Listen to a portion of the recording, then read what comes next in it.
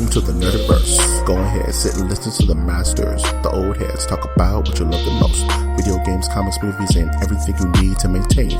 We got the knowledge that's straight out the ether. Gonna need a drink and have to take a seat to expand your mind and listen to the speaker. Mike and the squad's gonna give you what you need. Please send in a question, come and get some answers, learn a couple lessons from the masters with the special guests. We got the Green Lanterns glowing on their chest. Yes, please sit back and relax, cause we gonna hit you with them stone cold facts. And allow me to be the very first to welcome you to the masters of the Nerdiverse.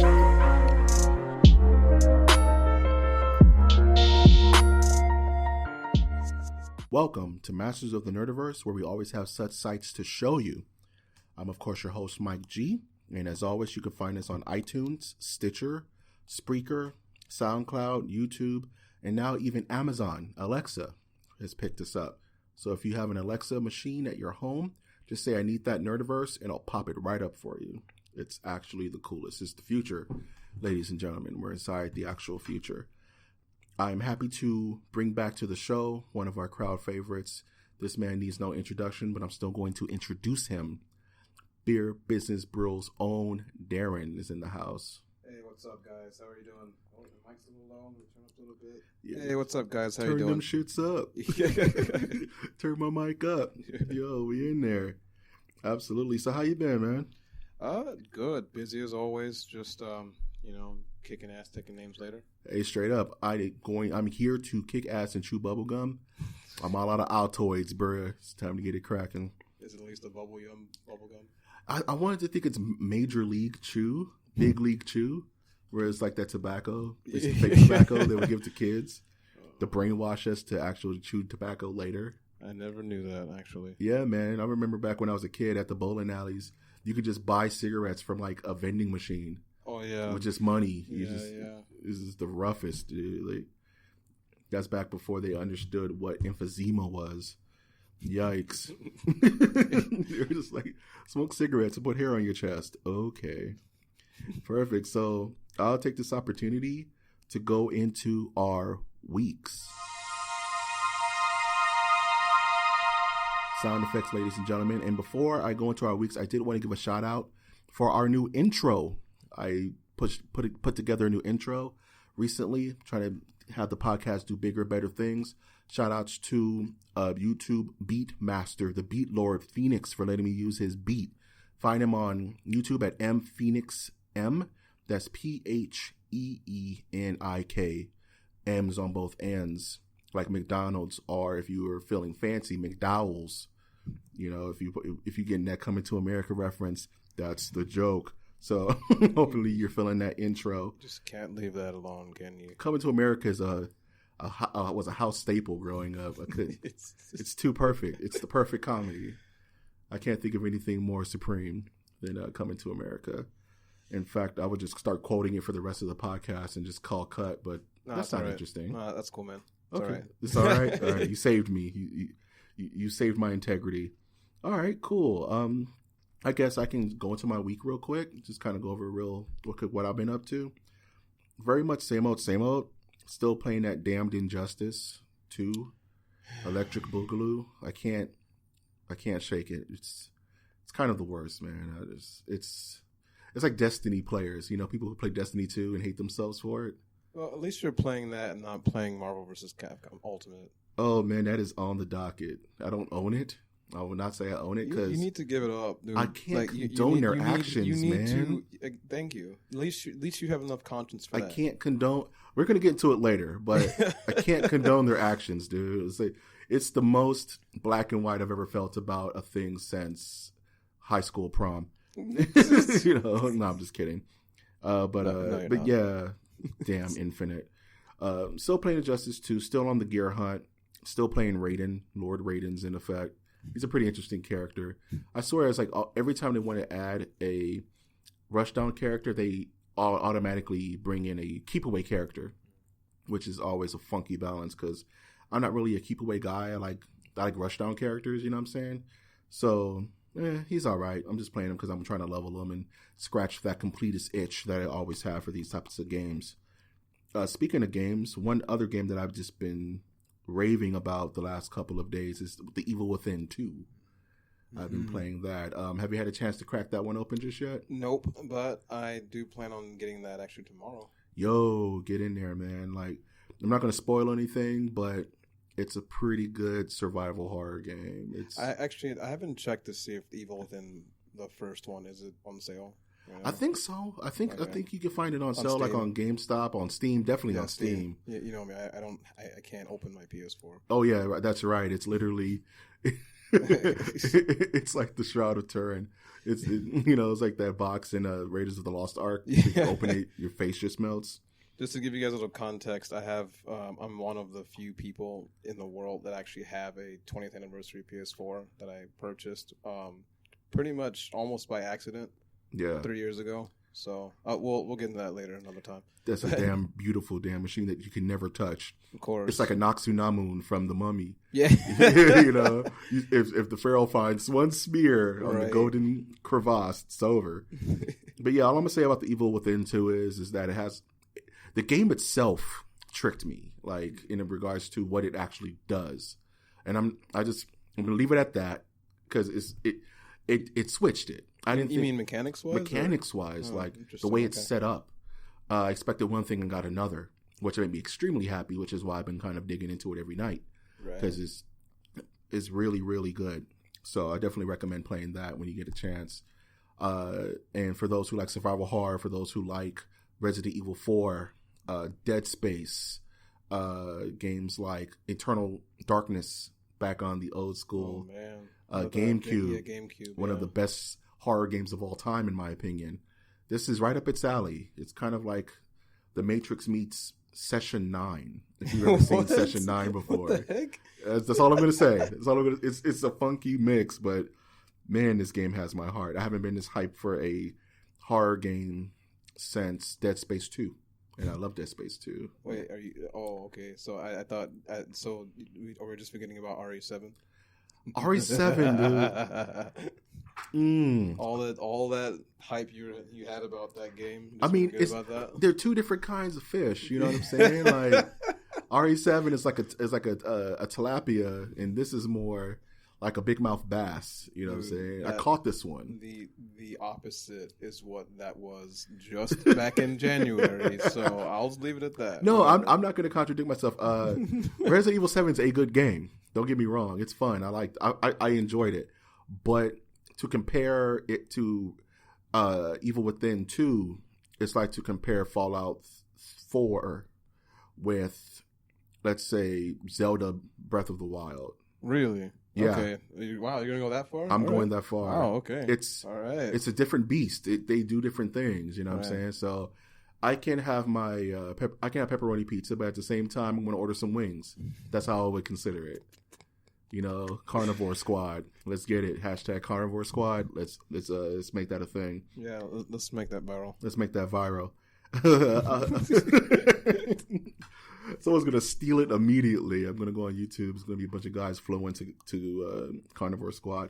Other than that, I'm still watching My Hero Academia. It's the best anime I've seen since ever. It's captured my brain. If you haven't seen that, check it out. All I'm gonna say is Stain. Stain is the coolest, if you know what I'm talking about. If you don't, watch until you know, because I will vouch for this anime and say it's the next Naruto or the next Bleach or Dragon Ball. Maybe not Bleach. Bleach broke my heart, but anywho. But My Hero Academia is beastly. All it is it's Naruto mixed with the X-Men, which this is, come on, it might as well be called Master of the Nerdiverse, the anime. So a little bit of everything. So I'm just all in, plus ultra. Sadly to say, I'm still watching The Inhumans and Gifted because I need to understand these two. ABC's Marvel presents The Inhumans and Fox presents The Gifted. They're all right. It's something I just need to do. I'm gonna watch the first seasons and be over with it. Are you familiar with any of those two shows, Darren? No. Don't be. Yeah. Just don't be. It's like watching Gotham. You're just hurting yourself. It's just. I couldn't get into Gotham. No, no one can. That's the problem. It's just Gotham is the worst, but the best. I've equated it to modern day Adam West Batman. If you look at it like that, you can enjoy it better. Then it's just a silly show. So for all them Gotham heads, I'm not hating you for loving it. It's just you have so many other things you could do. You know, you can like write a book. You know, go get some chili cheese fries. Other than watching that show, just do it. Live your life. You know. Anywho, that's all I've done this week. How'd your week go, my good friend? It's been okay. I've been on the brewery circuit, just trying to get some stuff done. I actually just got done filming Oktoberfest and the first birthday of Zymergy Brewworks in Torrance. Nice. Okay, how did those go? They were great. They did the same day. It was pretty intense. That's cool. I got one video up of Zymergy Brewworks' celebration, and I'm still working on Strobe Premium Ales Oktoberfest, which was the same day, back to back. Cool. It's going to be coming up, I want to say tomorrow. Yo, you know, peep it. You know, if you like beer on any molecular level, you need to follow this man. Yep. He's not going to steer you wrong. Oh, yep. Just go ahead and look me up on YouTube, Beer Business Bureau, or on Twitter at Beer B Bureau. Or on Instagram, Beer Business Bureau. I know we're supposed to save the plugs for later. That's fine. Whatever. You know, it's opportune time. This is a free-flowing podcast. Whatever you need. The opportunity struck. Go for it. Yeah, so other than that, I actually, on the video game front, I played Battlefront 2. Okay, yeah. And that was absolutely phenomenal. Wow, really? Yeah, it's a whole lot more substance than the first one. Plus, that's good to hear. It feels a little bit more balanced. I mean, a lot of people were talking about, we're really shaming the whole, hero system, right? Meaning, in the whole the revised card system. If you play Battlefront 1, then you know how the card system works. Right. This time around, it's quasi pay to play, but it's not pay to play at all. Actually, okay. Yeah. What it is, you get certain cards, kind of like a daily like lottery, kind of like how Battlefield 4 is. Right. When you get like you get like not random suitcases, but you get like certain suitcases, like in that way. Mm-hmm. But and the hero system is actually a lot better than Battlefront 1. Mm-hmm. You don't have to, bum rush to get the coin to get the hero. That was the worst. It's the absolute worst because some people spawn right next to it. Or some people spawn a mile away and will never get to play it. Exactly, which was me. But, right, which was all of us, man. And anyway, it's an overall solid game. I'm really. You have a lot more heroes. The maps are a lot bigger. The space battle dogfights are they're just way more intuitive. That's what I needed to hear, man. Yeah, because it still kind of has a Battlefield 4 kind of feel, where it's still kind of cryptic. But if you played the first one, you pretty much it's like a fish out of water. Speaking of fish which, in water. Sorry. I was gonna save it for the news, but did you hear about EA closing down Visceral? Shit. They just closed Visceral and crashed the Star Wars 1313 game that they were making. They're just gonna restart the whole thing. No, I didn't hear this. This is very recently. Really? Yeah. EA closed Visceral Studios. These are the guys who've made so many great games. Yeah, that's just that were currently the shittiest idea ever, right? So they're gonna make they're gonna take whatever was left of Star Wars 1313 and make it a shield box pretty much for random loot crates and microtransactions. And it kicked pretty much everyone who was on the actual project off. And they're pretty much starting from halfway. So I'm a little confused, and I thought Disney canceled 1313 a long time ago. No, I'm sorry, not 1313. Yeah, okay. That's a whole different game. There was a new Star Wars game coming out that was shown at E3 this year. That's right. So they're canceling this new game, and that's the one that was being headed by the old director of the Uncharted games over at Naughty Dog. Mm-hmm. She came to EA. I forget her. I think her last name is Hennig. Katie Hennig, I think. I may be getting that wrong. But no one knew what this game was. We saw like a quick shot of it with a stormtroopers and a Star Destroyer, and it looked cool. But apparently, we're never going to see the finished product of whatever she had planned, because EA just got the bright idea to dismantle and close one of the best, I would say. Thank you, Windows. I love you so much. You can edit it out later. Of course, no problem. I may just let it rock. This is guerrilla podcasting, yo. But yeah, anyway, but going back to that, EA, they're starting to become they're starting to exhibit the scumbag behavior of Activision. Mm-hmm. I'm slowly starting to see it. I don't like it, but it is what it is. Which is going to be what I'm going to get into next. Actually, I actually played the free weekend of Ghost Recon Wildlands. Oh, really? How was that? As you would imagine, right? Garbage. But, hot garbage. Okay, let me just give you a little quick rundown of my system. I have a custom PC.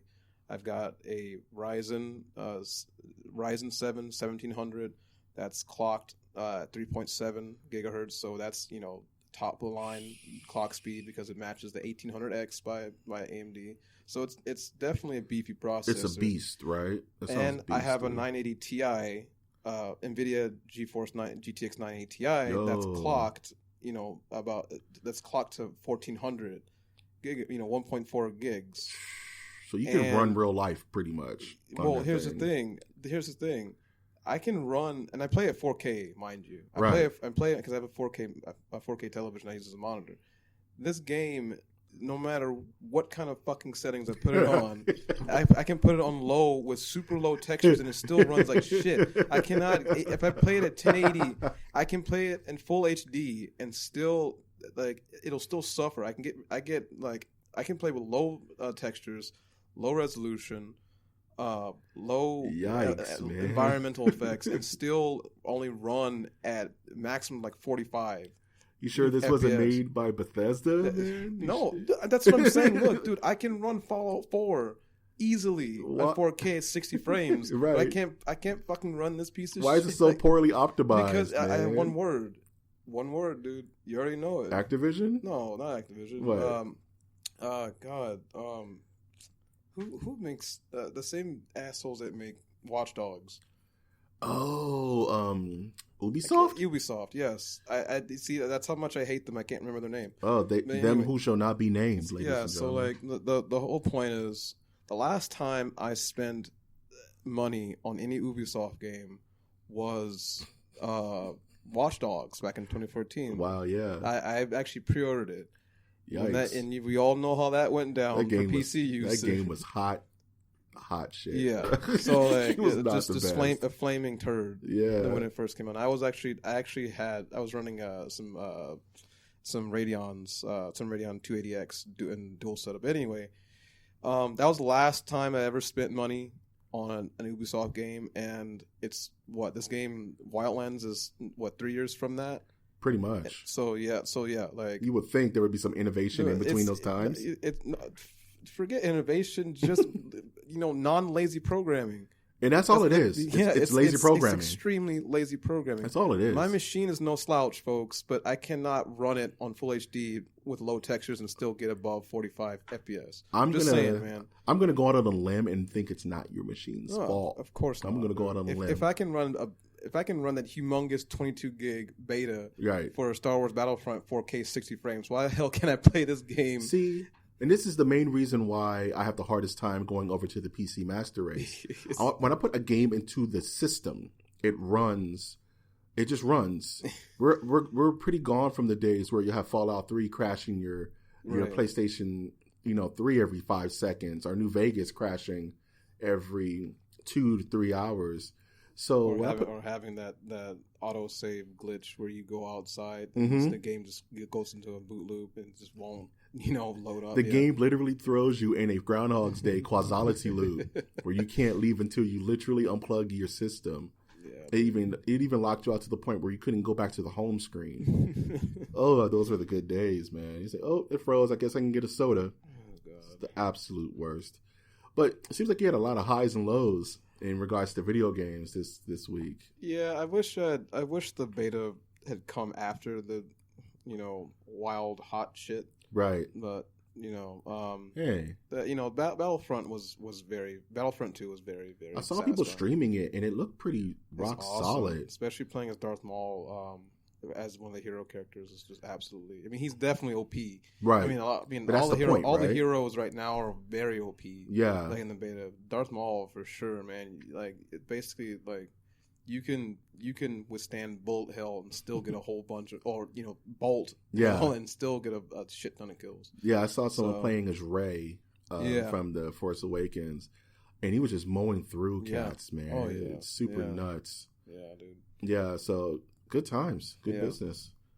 Absolutely, the weeks were had. Indeed. So let's take this second to actually go into and handle some news. There was a news week. It happened. The world kept spinning. Even though every day I wake up waiting for Apocalypse and just Kenshiro to be outside my door, fighting, Mr. Hart, it just be the, Fist of the North Star just going on. That hasn't happened yet. But until then, movie stuff happens, video game stuff happens, and this world keeps going on. I'll take Tetsuo from Akira instead, but okay. Well, the thing about Akira is that as long as you're not in Neo Japan, you're straight. You still wake up the next morning like, what happened to Japan? A nuclear bomb went off and imploded the city. Sucks for them. I'm here in Neo Canada, yucking it up with my Gundam.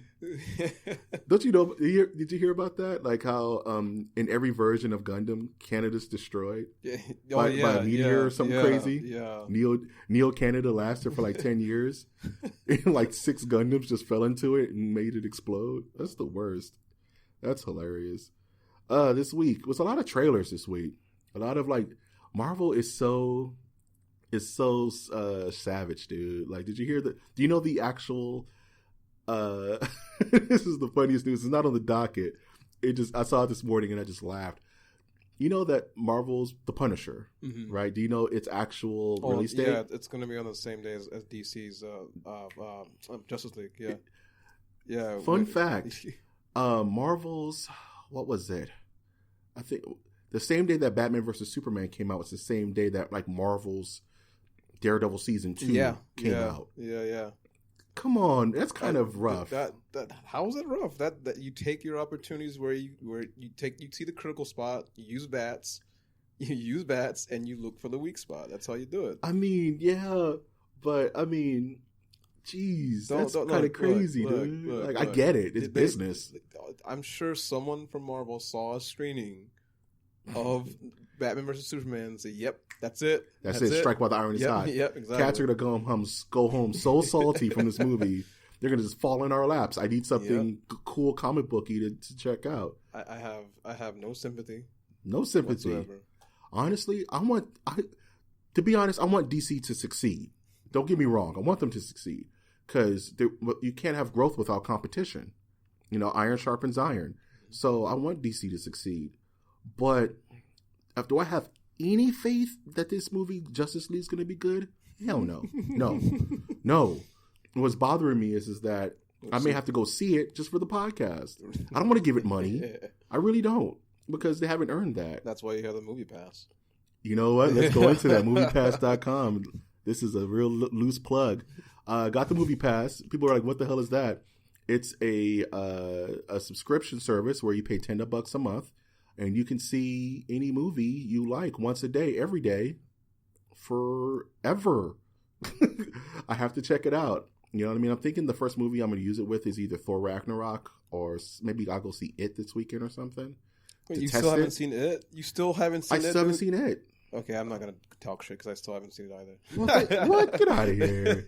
I guess we both have to go see It at this point. Yeah. Yeah, so I may use it to go see that, but definitely the Movie Pass looks super cool. We'll see how it works. If I go up there and I have to spend $20 to walk in, I will let you know the next podcast. It's bullshit, y'all. Bullshit. Make a whole emergency podcast the very next day. I will make a podcast up there. I'll just bring my stuff and just do it from the lobby while drinking a $13 Coke can. Dang, I hate movie theaters so much. Ugh. If I can just watch it from the house, I super would. I guess that's the future. Well, that's what they were working on, remember? Some time ago. They were working on being able to stream it from the same day. Well, I guess you can still do that now. Yeah. Yeah. It depends. Like, big theaters are not feeling it, though. They're trying to put the brakes on it, but it's going to happen. Yeah. It's only a matter of time because people will spend double the admission cost just to not have to rub elbows with humans in a theater, right? Speaking of the future, let's talk about the future ultra high-tech African city of Wakanda. Let's talk about that Black Panther trailer, bro. Man, you're jumping ahead, but all right. Let's do it. Right. Let's mix it up. Okay. So I've seen the first trailer. I haven't seen the brand new one. Right. So you got to fill me in on this one. Brand new trailer. It's pretty much just a lot of bit of what's already been shown, but a little bitty extras. They looks like they delve into the City of the Dead, where that's. Oh. I think that's what it is. It's like a weird paladin. It's like for 2 seconds there's a trailer, right. But it looks like it goes to the place where Black Panther goes to commune with older Black Panthers, since the beginning of time. Right. And for those who don't know a lot of Black Panther lore, Black Panther is simply the best there is, the best there was, and the best there ever will be, a la Bret Hart.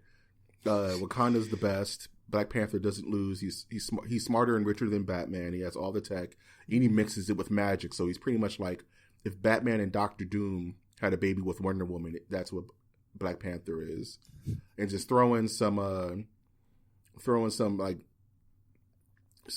Serena Williams, and that's Black Panther. It's the most Serena Williams. Yeah, it's the most. Don't you mean Danny Guerra from Michonne from?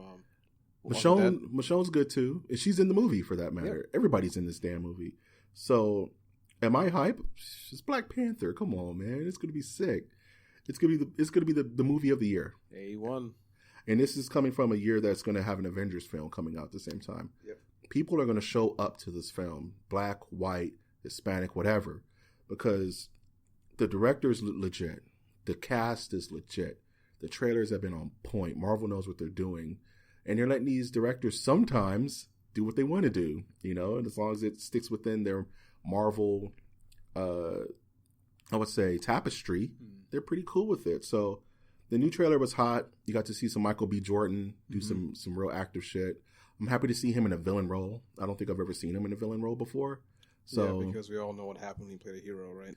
Yeah, man, he played Creed, or he played the Human Torch in Fantastic Four. Exactly. The movie that shall not be named. Yeah, let's not talk about that. Just give it back to Marvel. Give Fantastic Four back to Marvel. Just do it. Or just forget about it. No, like the first family has to be around, dude. It's not the same. It feels so empty without them. The first family has to be there. I can do without the X-Men. Kinda. Go ahead, keep backpedaling. Go ahead, keep backpedaling. Can you hear it in my voice? Keep acting like... If I had to choose between the X-Men being in the Marvel Cinematic Universe and the Fantastic Four, don't say it. It's like choosing my children. Okay, yeah, good. I'm gonna say it's like choosing my children, so I'm not gonna do it. Otherwise, Darren here is just gonna deck me with his iPhone. How dare you keep Gambit away from me? I will slap the taste out your mouth. Oh man. Geez, speaking about tasty things, there was this tasty Star Wars trailer that launched. Yeah. Did you check that one out? I did check that one. I saw that actually last week. Oh, so I have actually been reading up or listening to some, not podcasts, but YouTube, I guess YouTube casts. Right. About potential theories about, The Last Jedi. Right. Particularly about, why is his name escaping me? This is so bad. Which one? Kylo Ren. Where his allegiances actually lie. Right. And all that. Also, and just the idea that Luke and Rey will actually team up with Kylo Ren. Yeah. And of course, I took it with a grain of salt. But then when I saw this trailer, right, I'm kind of thinking, holy crap, that's. You know what I thought when I saw this trailer immediately? I just thought of the first 4 seasons of The Last Airbender. You know what I mean? It's like the color palettes. It just looks like The Last Airbender, and I have a strong feeling that that's going to be the conclusion. For those who watched The Last Airbender, which is one of the best American animes ever created, in my humble opinion. You're talking about the anime, not the film. Okay, thank God. No. That was a nervous laughter I had. You're like, you no longer can podcast. you just been revoked. No, the godlike anime, dude, or the American anime. So it's like Ray is Aang, and you know what I'm saying? Like Luke is the grandfather that kind of helped steer him in the right direction. Mm-hmm. And the trailer just feels like it just told me the whole movie in a funky, weird, roundabout way. Because we all know it's going to end on a cliffhanger. Mm-hmm. Allegiances are going to be set one way or another. And, I mean, one way or another, it's going to just fall the way it does. And then we're going to have to all sit around and wait for episode 9. You know what I mean? Yeah. And I don't know how to feel about the trailer. You know what I mean? It look cool. I mean, Ray's training. Let's get it. Yeah. Luke's in effect. He seems very reluctant to do anything but mope, which I think is a cool. I like the reluctant, master. I've always liked that, like just that trope. Yeah. I don't want to train anyone. I'm not suitable to train anything. And then Ray's like, nah, bro, you gotta do. The galaxy's at stake. In one of the theories, the same theory that I was saying just now. In this theory, they were talking about how Luke said that Ray is more powerful than he ever could have imagined. Right. And that they need to get her training like underway right away. Yeah. Because like I think something to the effect of like her being more powerful than Darth Vader was when he was Anakin Skywalker as a kid. Wow, really? So yeah, that's what and so like he wanted to get control of that right away. Quickly before. So I mean, so that's why also like with the whole reluctance thing, trope in the trailers, like in the trailer, it's making there's conflicting information. So I still take it with a grain of salt. Like if I had to put on my tinfoil hat and kind of think about like how this could rush, I think that by the end of it, once it all shakes out, there's not going to be any light or dark side. It's going to be a nice even gray. Yeah, and hopefully the gray Jedi. The gray Jedi emerge. Come to effect. And I think Luke is kind of like, you can't have just light. You can't have just dark. No. There's only Siths think in absolutes, right? Exactly. But then the same could be said for Jedi, right? Mm-hmm. So I think, Luke kind of understands that Rey is a next level Jedi practitioner, or at least force sensitive being. And that if you don't get a lid on that, she can just be as easily swayed to the dark side. But then again, she hasn't shown any real traits of dark side kind of like ambition or rage and usually the whole reason why they would train the Padawans young, because young children don't really have issues just yet. So it's a lot easier to sway them to the light than someone with baggage that can be easily swayed to the dark. Exactly. And for all we saw in The Force Awakens, we don't really know a lot about Rey. Nope. If you really think about it. Very, very hints that that she could be Ben's brother. Yeah. I'm sorry, sister rather. Sister. Mm-hmm. She could be Han Solo and Leia's daughter, love child kind of thing. Yeah. I'm hearing whispers that she may have Palpatine blood, that she may be part of that bloodline, which is why Luke could maybe be so scared to take her on. It seems like I just want the Skywalker story to be done, kind of. I want them to go on like a Knights of the Old Republic, just a completely different, do a 30-year jump and let new stories be told. You know what I mean? Like, I'm kind of over the chosen one, like Skywalker lineage. Yeah, I get tired of that trope. Chosen one trope is really annoying. You know what I mean? And that's the biggest 80s. Trope in movies. It's so 80s. Right. It's like the one true Christ allegory, right? Yeah. So I'm Porgs. Porg it up. If you don't know what a Porg is, don't look it up. It's a stupid marketing created creature to make your children want to purchase Porg paraphernalia. Don't fall for it. Actually, just buy 3. It's Christmas. Why not just do it? So the Star Wars trailer looked dope. One other trailer I wanted to talk about was the New Mutants trailer. Yeah. Yo, did you check that? I just checked it out before I got here, actually. Oh my! So what? I have, yeah. Like so what? It's like fresh, exactly. Yeah, yeah. Like I mean, and again, like with with Marvel, I'm starting to sense a theme, a pattern going on here, and I like it. Yeah. But I do have a couple of questions. So at first I thought that the doctor that was on the trailer, I thought that was Moira McTaggart, but actually it's Dr. Reyes, right? Yes. Yeah. And then there's Wolfsbane and Sunspot. I thought Sunspot was actually Pyro, but it turns out, of course, it's Sunspot. It's Sunspot, right? Because we're doing with the New Mutants, and the blonde was actually Magic, Colossus' sister. Yeah. So I wonder if that actress is going to have a Russian accent. Probably. I hope so. But this trailer, dude, it's monumental to me, just the trailer, because it takes the superhero genre into a completely different direction. And for those who haven't seen the trailer, check it out. It's spine chilling. Like, they do it to the backdrop of Brick in the Wall by Pink Floyd. Yeah. It's very moody. It's atmospheric. It reminds me a lot of The Evil Within. It has a horror movie feel. Yeah, and I wonder how far they're going to take it. There's a quick shot of Dr. Reyes with her face slashed open. Yeah. That's pretty brutal for a comic book movie in general, and that goes to show of the growth of the genre. You know what I mean? Like, there's always there's horror westerns, there's romance westerns, there's sci-fi westerns. Why can't that be the same with comic book film? So this will open the door for, I don't want it to happen, but romantic comedy comic book movies. I would say Deadpool kind of traced that line of romantic comedy / heroics. And to see something like Exorcist meets X-Men, The Exorcist, as it were. It's fascinating. At first I thought the idea was dumb, because I kind of hearing the director talk about it and hear people kind of like, superhero horror film doesn't even sound like New Mutants. What run are they basing this on? Then I realized it's actually based off an actual run. You know, Peter Sienkiewicz, one of the great artists of Marvel, did a run based on whatever this movie is going to be set as, and I'm fascinated as hell. Take my money. I'm all for it.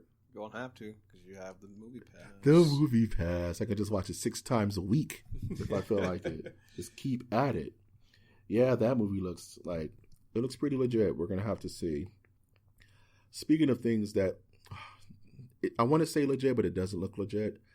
How do you feel about this title? I'm just gonna give you a title.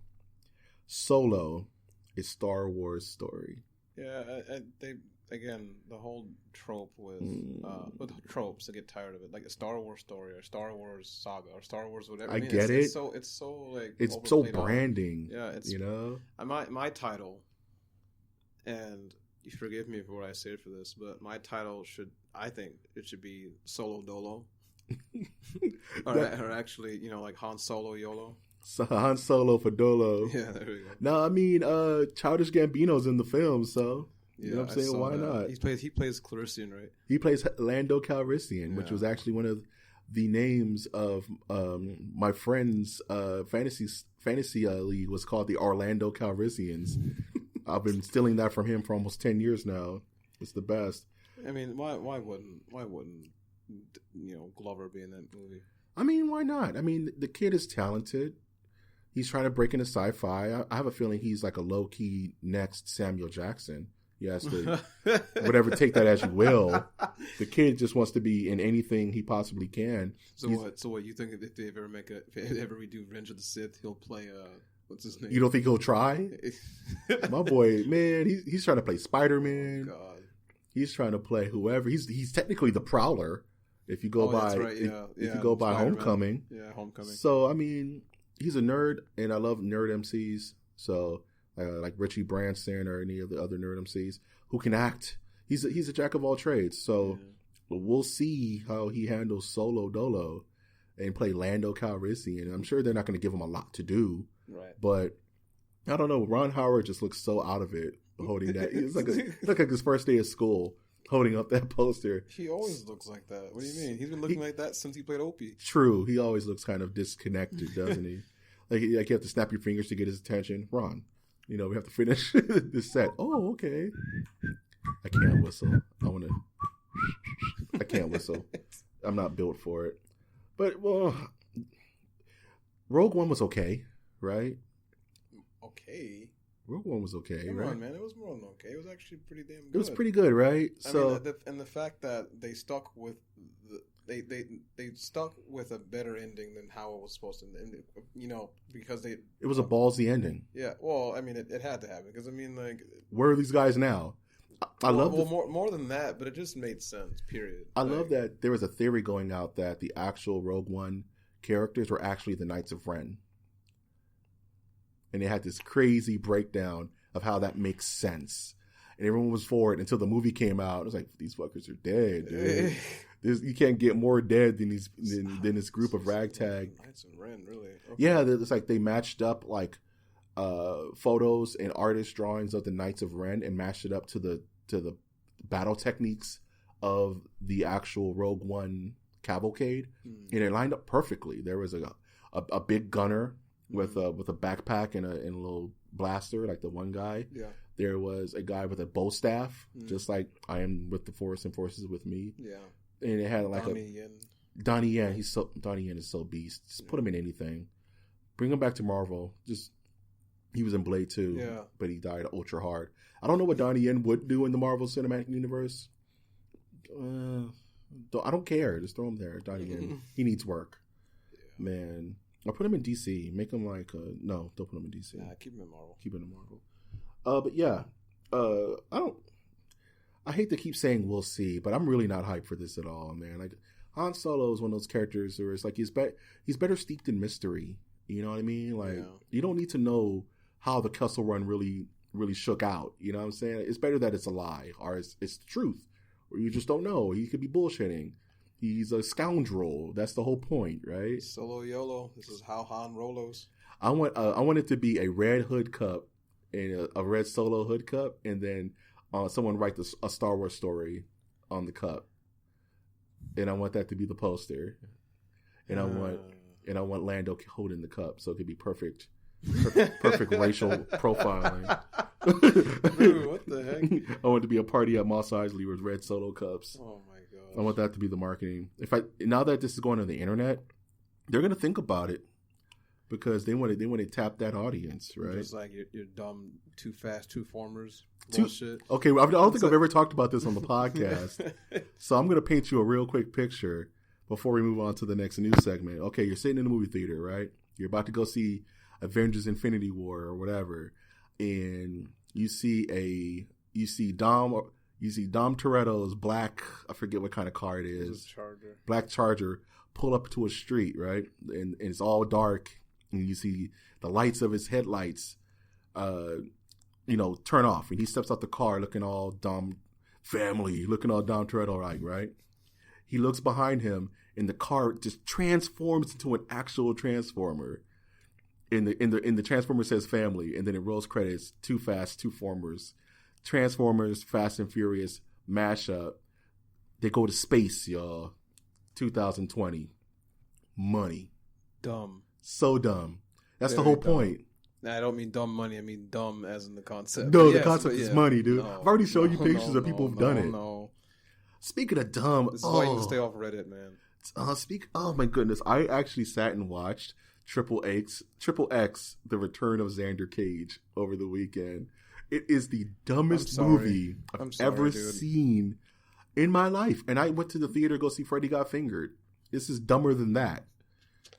It's the dumbest thing I've ever seen. There is a scene where motorcycles are riding a wave, like a big kahuna wave, and they're shooting guns at each other while riding a wave. Motorcycles. Oh, God. I can't with this movie. I DVR'd it to save its dumbness. So I can talk about it later, because there's so many gems in this dumbass movie. It's the worst thing I've ever seen. Watch Triple X, Return of Xander Cage if you just want to burn your eyes out. I'm a glutton for punishment. Watch it, Darren. Just do it. I'm all right. Watch the Surfer Times. Oh, man. Speaking of watching things, watch out for the return of the Milestone Universe in DC Comics. No, admittedly, I concede to it, but I'm not much of a DC guy. I mean, I know of a lot of characters, but the Milestone universe is what exactly? I think Static Shock. Okay, that's he's from the Milestone universe. Yes. Back in the 90s, right? Oh, yes. Dwayne McDuffie said, I just want to make my own comics that speak to me as an African American. He created the Milestone universe as a side project while working at DC. Dwayne McDuffie is also known for writing a big chunk of the DCEU, mostly the Justice League and Justice League Unlimited TV shows, which honestly are the best DC thing ever created to me, outside of the original animated series. And Dwayne McDuffie made a bunch of characters that, you know, African American men and women could relate to. Icon was their Superman equivalent. Of course, Static Shock. I see him more as a Spider-Man equivalent, the everyday young man who's given this power and now has to learn how to use it. Hardwire, who's kind of the equivalent of Iron Man. Rocket, you know, she's more like a sidekick. DC is actually trying to resurrect this universe that's kind of been off and on throughout the years. You know what I mean? It kind of made a weird resurgence back in the New 52. They tried to bring some characters back, but it looks like they're really doing a strong push to bring these characters back, and I really appreciate it because in Young Justice, Icon and Ricochet used to exist on that cartoon before they canceled it. Young Justice is actually coming back for a third season. Funny enough, they're bringing it back. It was crowdsourced. Wow, that's awesome. It's coming, so I'm so hyped for that. And any kind of representation of cultural representation in majorly popular media is extremely important, especially in comics. Just get rid of Black Lightning, please. Black Lightning. Just get rid of him, please. I'm very serious. Get rid of Gucci Man, right? Yes. I don't know. I've always kind of felt a certain way about Black Lightning or Black. You know. Okay. That same push they're using to resurrect. Yeah, they can use that push to put Static Shock in the actual game Injustice 2. You know what? We talked about this before. I had the strongest feeling that Static Shock was going to be a skin for Raiden, right? Ended up being Black Lightning was the skin for Raiden. Such disrespect. But I think it's actually respectful because there has to be an Injustice 3, right? Such disrespect. So why not save that character for Injustice 3? Because they're not saving him at all. I think that's the plan. They're not. I have a feeling, because I play so much Injustice, I just want to cry sometimes. But I have a feeling that they're going to resurrect DC versus the Mortal Kombat versus the DC universe. There was an old game back on the PS3. Game was kind of rough. Game was kind of rough, right? Yeah. But I think with their edges, it was very rough on the edges, but fun, right? I had a good time playing it. So I think they're going to resurrect that concept, Injustice X Mortal Kombat, and bring in some new characters.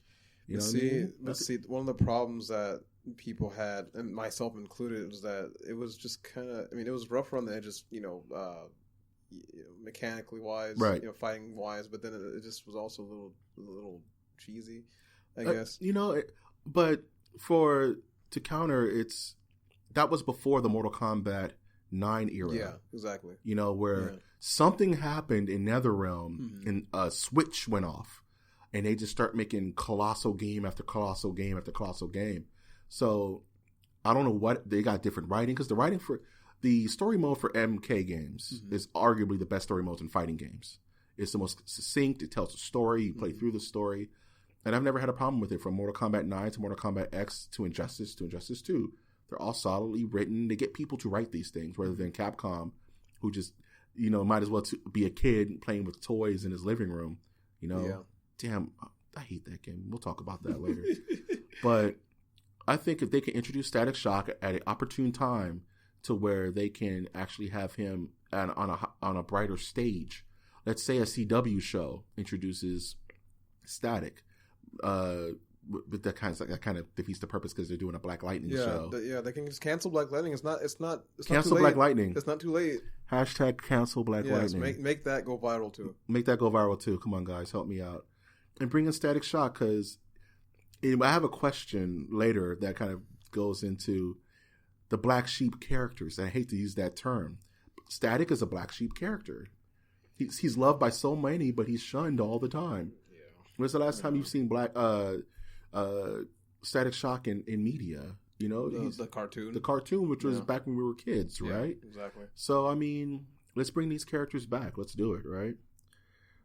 Speaking about bringing stuff back, and I think this is going to be the last bit of news for this week.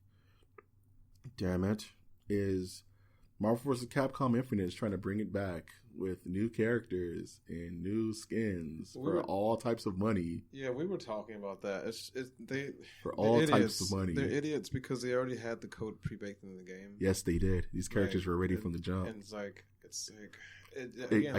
we were just talking about this. It's just like Fallout 4. Yes, when they had the harpoon gun in the game before Far Harbor came out. It's the worst. Yeah, it's dumb. It's the worst. I mean, when we were kids, we would play a fighting game, and you actually unlocked the hidden characters. You had to work to play as Akuma, right?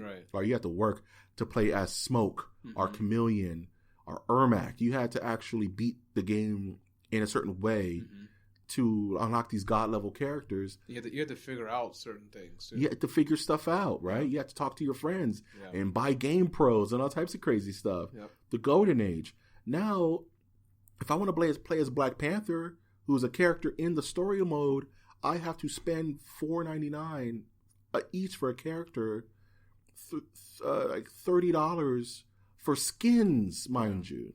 Yeah. To buy skins in this game costs $30, $29.99 to buy all the hidden costumes, which were given back in the day. I can't condone this kind of behavior. And people want to complain about Battlefront 2 being pay to play, which is not at all. Not at all. This is pay to play. This is pay to play.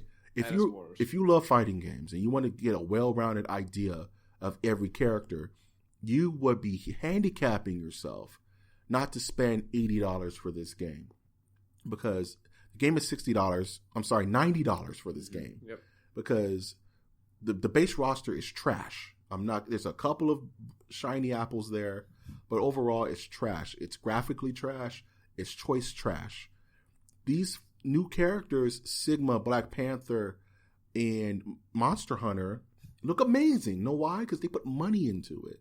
They play amazing. Their homages to the old characters is, man, have you seen Sigma? He is a love letter to the X Games. You know what I'm saying? All his moves, which is my favorite series of the whole Mega Man series. Yes, and every move is beautiful and well done. And if you're a fan, you will catch it. You'll catch the little things like his finger lasers, or the way he swipes his sword, or his ending quote. It's so beautiful. And guess what? You're locked behind a paywall to play as him, and I can't condone this kind of behavior. If I pay $60 for a game, I expect to get the game, right? And downloadable content and loot boxes and all this stuff, to me, should all be cosmetic. It should always be cosmetic. Say what you want about Overwatch, but you don't have to spend a damn coin to play that game unless you want to look fly. You know what I'm saying?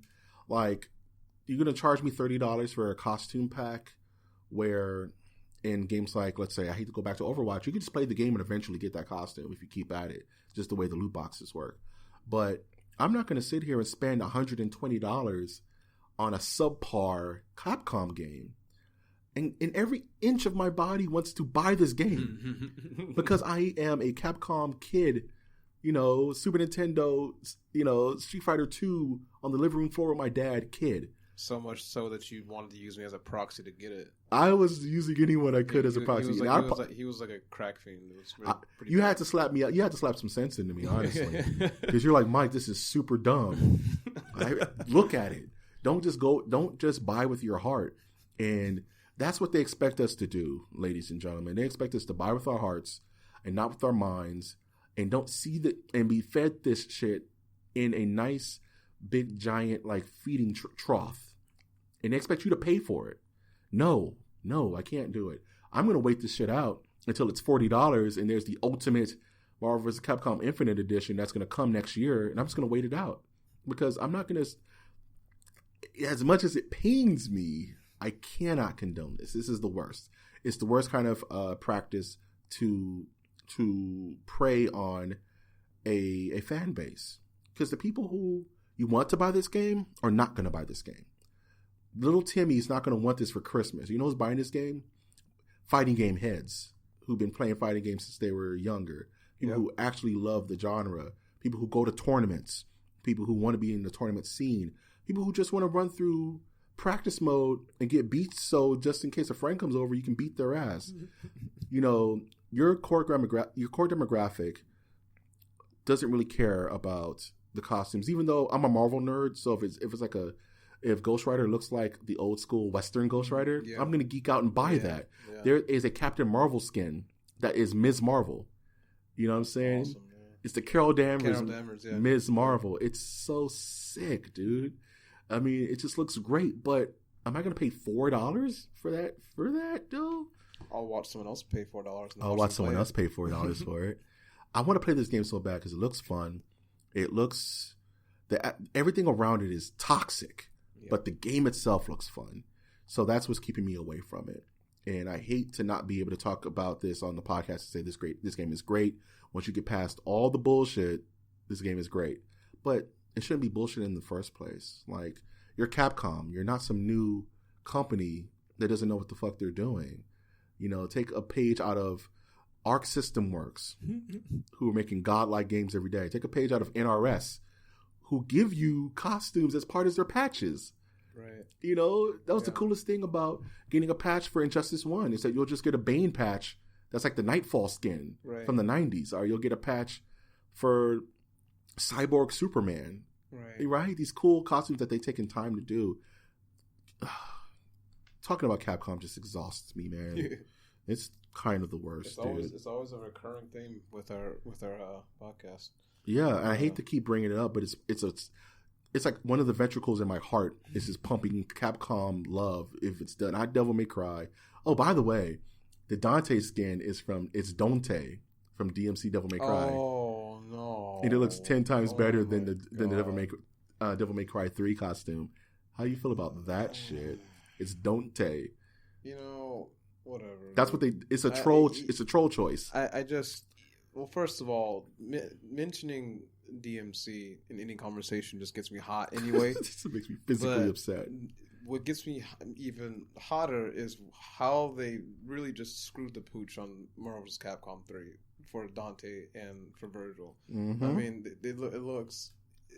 I just don't understand how a game that came out, what was it, 2012, 2011, looks considerably worse model-wise than the game that came out in 2005. I just don't get it. It's because Capcom has no money.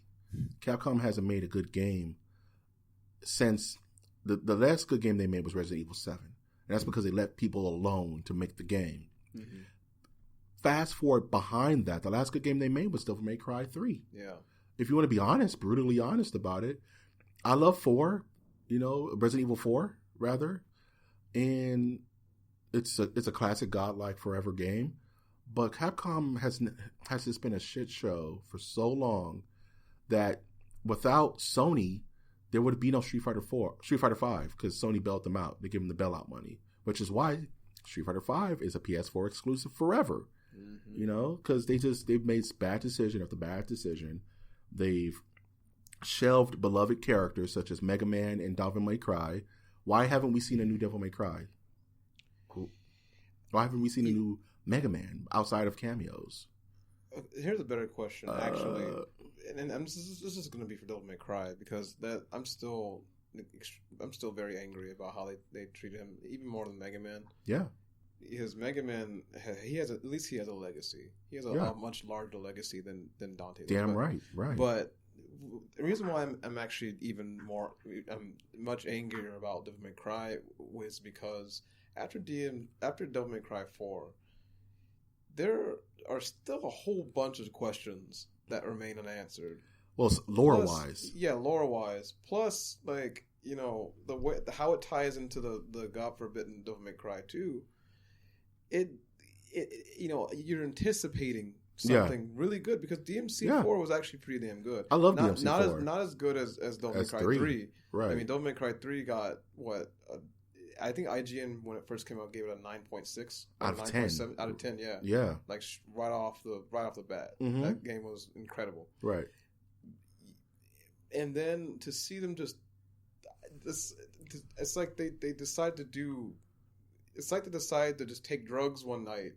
And what it is? And then just throw everything away. Yeah, you know what it is that DMC Devil May Cry is a lot like Marvel vs. Capcom Infinite in regards to that under its engine, under the hood, DMC Devil May Cry is a good game. It's physically, when you play it, it's a good game. Ninja Theory killed it. It was very different.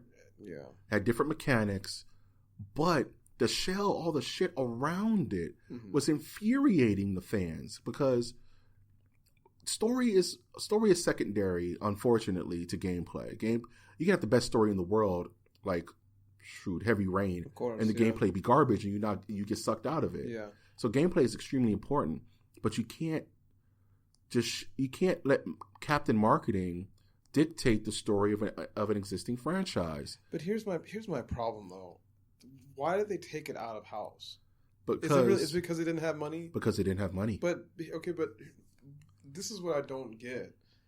Devil May Cry 4 sold a lot of copies. Yes, it did. It was actually one of... It's the highest outside of 2, funny enough. Yeah. But yet, they somehow just mysteriously ran out of money. What else came out around that time? I think Lost Planet. Dark Void was a big goose egg for them. That was a flop. They put a lot of money into Dark Void, and that was a big goose egg. And that came out around the time DMC was being made. So that plus, let's do a fresh new take on Dante. But then they choose Ninja Theory. They choose Ninja Theory's cheap work. They're like, Ninja Theory then, it's like Platinum now. They're bounty hunters. They'll take whatever gig they can get. And not to knock Ninja Theory, because they made Ninja Gaiden on Xbox, which was just a super sick game. Right, exactly. But because they broke up the team. Kamiya was already off dreaming about Platinum. Right.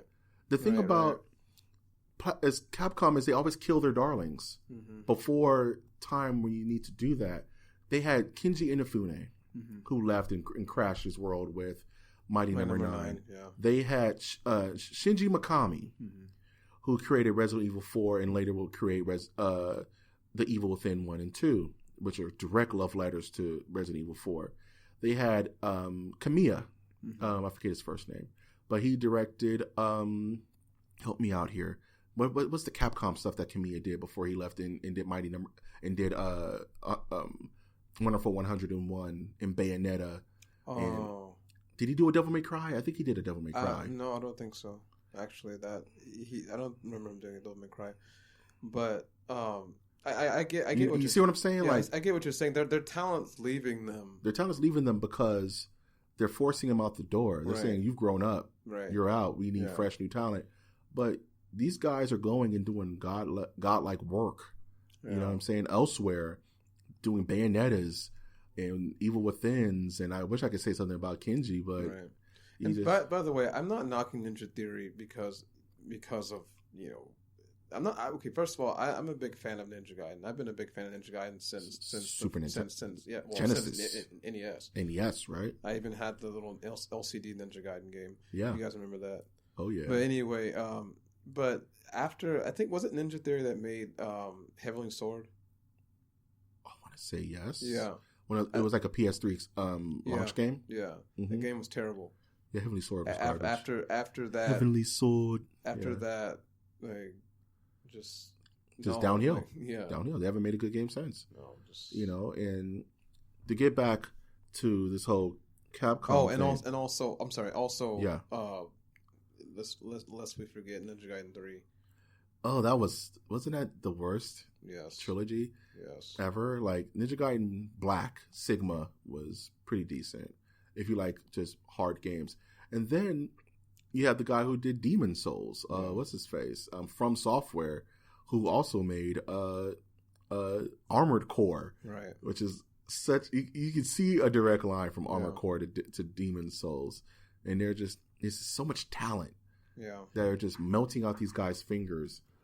And Capcom is like, well, how do we make Infinite? Well, let's get some FGC guys to do the engine, and we're just going to trade and pass through and give old accents.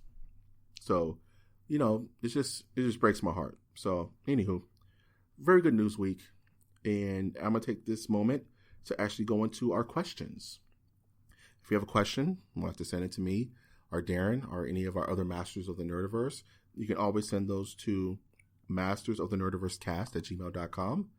That is mastersofthenerdiversecast@gmail.com. Didn't stutter this time. I'm getting better. So we're going to fly through these really quick for you, Darren. We're going to fly through these really quick for me. And see if we can wrap up this podcast like a nice breakfast ham. What? Sorry. Mine goes weird places. All right, quick. Rapid fire. What's a quirky Black Sheep game that you would like to bring back or have remade? Oh, shit. That's a good one. Oh, my God. Does it have to be quirky? No. Okay. No. So Black Sheep game no one will ever remake that you wish could come back. Oh, I have one right off the bat. Chaos Legion. That's such a sick game.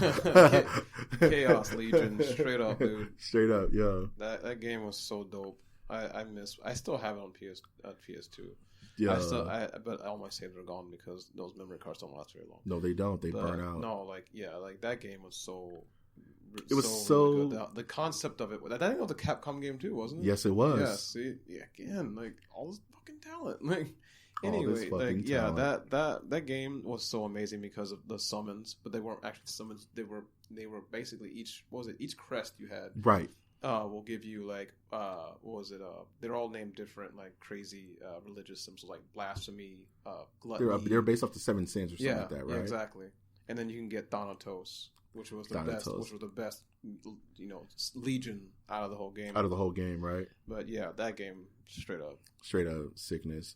I created this question. I haven't even taken a chance to think of it. If I was to bring back any game that I think will just never be remade ever, I would want to bring back a Splinter Cell like Spy Hunter. Have it be a mix of Forza and Splinter Cell. What the? That's just quirky, Rob. Dude, you and your car crossover. No, man. I don't get. All right. Keep going. Think about it. Spy Hunter back in the day, and the Spy Hunter remake, which was garbage on PlayStation. Spy Hunter's never coming back, man. Yeah. And if you could blend somehow the stealth and maybe like a multiplayer of let's say Hitman Absolution, right. And then transfer that into a Forza-like environment where you're racing, it would be like Hitman mixed with Forza mixed with Need for Speed Hot Pursuit. You know what I'm saying? Which is one of the only racing game I remember playing like crazy was Need for Speed Hot Pursuit. And you have gas runs, and you'll have all types of be dodging in and out. So I would bring back Spy Hunter if I was to bring back a game, which will never happen, sadly enough.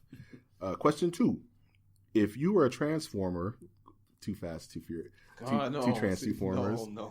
What vehicle / Beast Wars animal would you be? What kind of vehicle / animal would you be if you were a Transformer? Bonus question: if you could think of a cool name. It would have to be more for Beast Wars because I actually have always liked Beast Wars more than the Beast Machines. No, not really Beast Machines. Don't hate on Beast Machines. I'm not hating on it. It's just kind of weird. But anyway, jeez, this is terrible. Why can't I'm thinking of an animal. I can't think of what it is. It's not. See, there was Cheetor. There was Tigatron. Dinobot. Tigatron, not Tigatron. Tigatron. Yeah. Dinobot. And Rhinox. Yeah, Rhinox. These are the best. He had those twin machine guns. Sweet. Scorponok, bro. And then let's see. If it. Jesus, this is bad, man. Want me to go? Because I got one ready to go. Wait. I got it. Yeah. I totally got it. Let's get it. It would have to be. It have to be similar to Depth Charge, which was a manta ray. Yes. So I'm thinking Barracuda. Yo, okay. That's what's up. So I think the name I would have for that would be I don't know, Razor Wire or Razor Line or something like that. Yeah, man. I'm going to draw that later. That's going to be part of the podcast art. It's going to be our sick beast machine. But I want them to be a Maximal because I always hate the Predacons. See, I would be a Maximal. Yeah. Because I hate the Predacons because they're assholes. And my animal, I'm going with the Beast Wars side of it too, because cars and vehicles have been done to death. Yeah. My animal would be my spirit animal, which is the Canadian moose. And the name of my Maximal would be Alpine. And all right. And I'll have sick guns coming out my antlers, and I'll be a tank that draws in aggro, and all that good stuff. All right, I take that back. Because my spirit animal is actually the wolf. Yes. So, my Beast Wars maximum will be a wolf, and it would be toothless. Yo, that's hype, dude. I'm drawing that shit tomorrow, dude. Toothless and Alpine could be part of the Beast Machines, dude. Even though it makes no sense. I want my action figure. Even though Toothless makes no sense, but nah, man, that means you have more teeth. It's kind of like when they call big guys tiny. Toothless will bite the shit out of you, dude. And last question: do you remember anything that scared you as a kid that you now look back on and say, "Man, that was stupid"? Straight up, right off the bat, Shadowman. When I was a kid, I saw the commercials for that shit. Yeah, it freaked me out so bad. Oh shit! And then dude. like one time I was in Ralph's and I saw on Game Informer or whatever. I think it was Nintendo Power.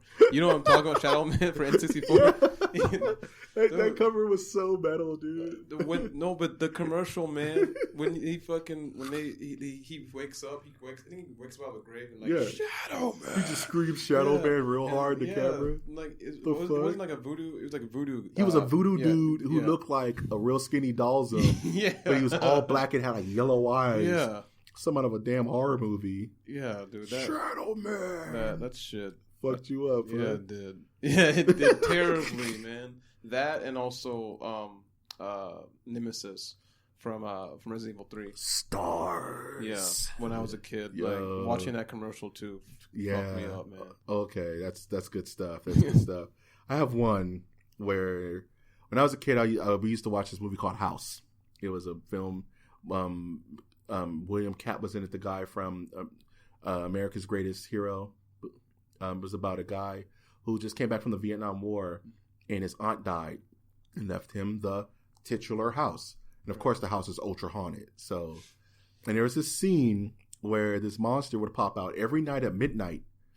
And when he opened the door, it was this big giant Cthulhu like fucking, like Cronenberg beast that would come out and just shoot out of the closet, and it scratched up William Katt. He was out of effect, and he made a plan to kill it. He put cameras around because he's like, I'm not crazy. And he went back into Vietnam mode and put on his fatigues and almost got it. So me and my cousins were convinced that if you opened our closet door at midnight exactly, you can get the monster. So me and my cousins, funny enough, would wait till all my parents were asleep, and we would go get like kitchen knives and like swords and like pillows. One cousin was on defense, I was on offense. And we would open the closet door terrified that one night it may just happen, and one cousin would be on clock duty, tell us exactly when it strikes midnight, and we will open the door and scream and wake the whole house up, and we'll get whoopings and shit. And this happened from like 5 to like 10 till we stopped caring. Oh my god. So the movie House kind of just broke my brain. I love that movie so much, I'm gonna have to review it one time. But yeah, that's the shit I look back on, like, we were so damn dumb. I have so many horror movie stories of when we shouldn't be watching as a kid. Yeah. That's for another podcast. What are you looking forward to this upcoming week?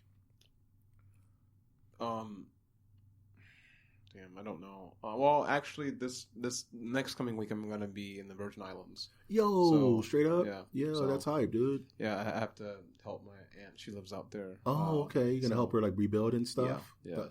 She lives in a cottage, like, in St. John. Yeah. And, like, her house is still standing, but it's not exactly, like, where it needs to be. Yeah.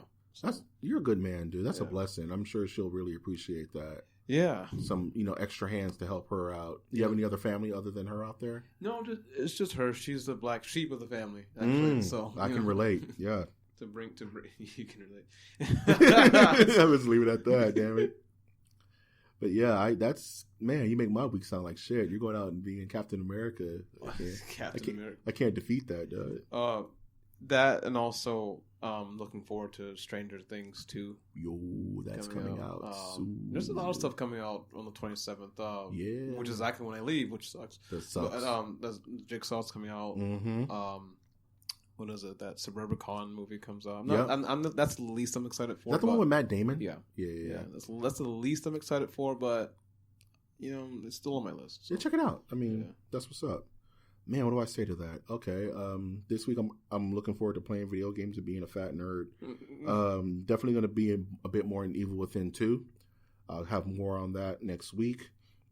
I've decided not to get Marvel vs. Capcom Infinite until they get some act right. So whenever that'll be Capcom, get it together. I plan on catching up to My Hero Academia because season 3 is coming out soon, and I got to watch all the stupid fillers. I plan on using my Movie Pass, MoviePass.com. Sponsor us, please. And I'm probably going to check out it or check out either it or, what's the other one? It's Our Jigsaw. That's coming out soon. Or definitely Thor Ragnarok. I'm going to use it on that. And of course, doing artwork for the podcast. I'm looking forward to designing our Maximal versions of Toothless and Alpine. I'm going to have to make a note to myself to remember those names. All right, what color do you want your Maximal to be? White. White? Because like a white wolf. Or gray, like a gray. Well, no, white wolf. All right, what do you want your off color to be? Because usually they're two-tone. The off color should be gray. Sounds good to me. Yeah. Perfect. That's all I need to know. All right. I'm gonna base it on your epic beard. It's gonna be a wolf with like a mane. It's gonna be a metal mane. It's gonna have glowing white eyes. No, okay. Actually, okay. I want to revise the name. Yeah. How about Fang Bang? No. Jeez, no, dude. No. You going after what it was? Spider X? What was her name? Black Widow. Yeah, Black Widow. Jeez. I don't know. The Fang Banger. No, I said Fang Bane. Not Bang. Bang. Oh, what? Not Bang, man. Like, lo, adios mio, bro. Fang Bane sounds legit too. Well, they're not gonna have names, but this is all for our stupid lore and my new fanfic that I'm writing out for 2018. Oh shit. The Return of Maximals. Oh, okay. Everyone's coming back. Oh man, this is a good podcast. It feels good to be back. I've taken a couple of weeks off, but not a couple of weeks. I've taken a week off rather, and because I'm just trying to make this podcast better. I'm constantly trying to make this podcast better, and I want it to sound better. I want our guests to have a good time. I want to have a good time, and I'm just really happy to have you back, Darren. You're the best. You're the salt of the earth, man. Thank you, man. Thank you very much. Absolutely. As always, you plug yourself. Where can we find you, man? You can find me on YouTube at Beer Business Bureau. Find me on Instagram at Beer Business Bureau. Find me on Twitter at Beer B Bureau. At sign Beer B Bureau, and you can also find me on Twitter at Beer Business Bureau. Man, if you've ever seen Hellraiser, you want to open the lament configuration. There's a version where Darren's there. He's going to give you the most dankest beer ever, and you will know the infinite pleasures of the most excellent beer. With a side of hemlock. With a side of hemlock, you put it on the side of your cheek, so you maintain the flavors. As always, you can always find me on Twitter. You can find Masters of the Nerdiverse on Twitter. That's at mnerdiverse. That's at the letter M, Nerdiverse spelled out. You can always find us on iTunes, Stitcher, Spreaker, SoundCloud, YouTube, Alexa, the moon with the Inhumans. Wherever you need to find us, we're here. As always, I'm your host, Mike G, and I will always ask you to take that one step. You can't fight with me if you wanted to. These authentic, these is brown bottoms, these is Namek shoes. Hit your face with the special beam, it'll leave a bruise. And I'm lit, Kami hit me up, and we had to fuse. Look, super Namek now, I make planets move. Adopted Gohan now, that's my lil dude. If my fingers touch my head, better hope it ain't two. Or you catching something special, better ask Goku. He say he gon' do what to who, let's find out though. Piccolo, you know where I'm at, I'm with them Namek hoes. Look, you be getting mad cause I got that Namek flow. When my limbs get cut off, I bet they all regrow. Look, I might just chill with Gohan, then go and chill with his mom.